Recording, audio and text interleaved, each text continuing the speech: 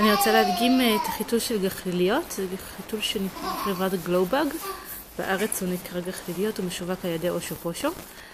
החיתול מגיע במגוון הדפסים ובמארזים של 6 או 12. הוא מתאים בעיקרון לתינוקות מ-3.2 קילו עד כמעט 16 קילו. יש לו 4 רייזים שונים, מתאים לניובורן, וכן גודל עם הילד. יכול להתאים באמת עד לגמילה. וגם לפי מה שהם טוענים, גם לתינוקות מאוד מאוד קטנים, שזה יתרון משמעותי. יש לחיתול גם תוספת של סנאפס פה להקטנה, לאוברלאפ, ככה שזה יוצר חיתול מאוד מאוד קטן. ונראה שהוא בהחלט יכול להתאים לתינוקות קטנים. החיתול בעצם יש לו כמה פטנטים מאוד מאוד ייחודיים. אחד זה הבד הפנימי שנקרא סלים דריי. זה בד שהוא מאוד מאוד דק, מאוד נעים, מאוד נחמד. גם סטי דריי, זאת אומרת הוא גם שומר על תחושת היובש. יש להם עוד פטנט של נקרא גסט 360. בעצם המטרה שלו היא לשמור את כל הנוזלים בפנים, את כל הלכלוך, במידה ויש קקי, הכל נשאר בפנים. כמו שזה יתרון, גם צריך לשים לב, לשטוף טוב טוב טוב בין הכפלים, בשביל שהכל יצא בכביסה. הגסט מאוד מאוד גבוה, אז באמת צריך לשים לב לשטוף מבפנים, בשביל שלא יישאר לכלוך. יש להם פטנט נוסף, שזה רפידה שמתחברת בעצם בטיק-טק מקדימה. הרפידה מחוברת בשביל שלא תזוז. עכשיו, לכל רפידה יש גם בעצם טיק-טק בצד השני, בשביל שיהיה ניתן לחבר עליו רפידה נוספת.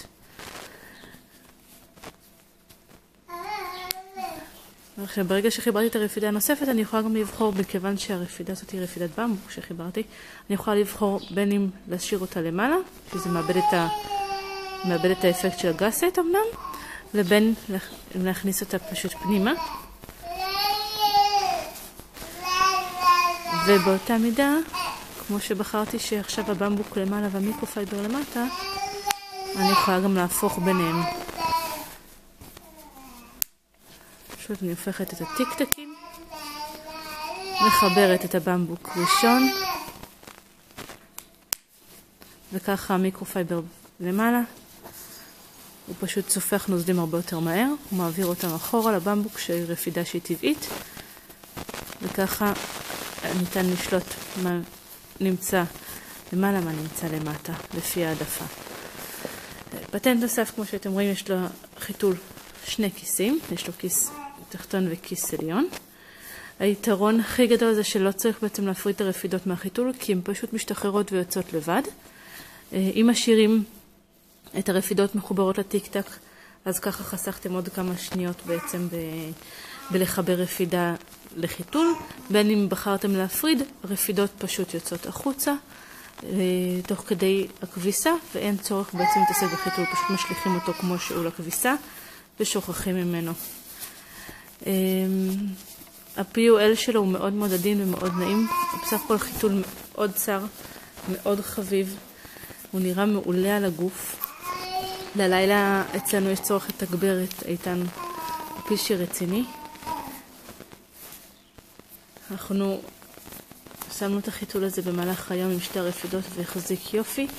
הוא כבר בן שנה, רפידה אחת לא מספיקה לו. כמובן שזה מאוד מאוד תלוי בילד, ולא תלוי בעצם בחיתול ברמת הספיגה, כי סך הכל יש לו רפידת מיקרופייבר 3 שכבות ועוד רפידת במבוק 3 שכבות. וזהו, סך הכל חיתול מאוד חביב, מאוד אהבתי את ההדפסים, יש להם הדפסים ממש מגניבים. וכמו שאמרתי, הוא יתאים כמובן גם לניובורן, וגם עד גמילה, כמובן מאוד מאוד תלוי בילד, יש ילדים יותר גדולים וכמובן שגם יש יותר קטנים.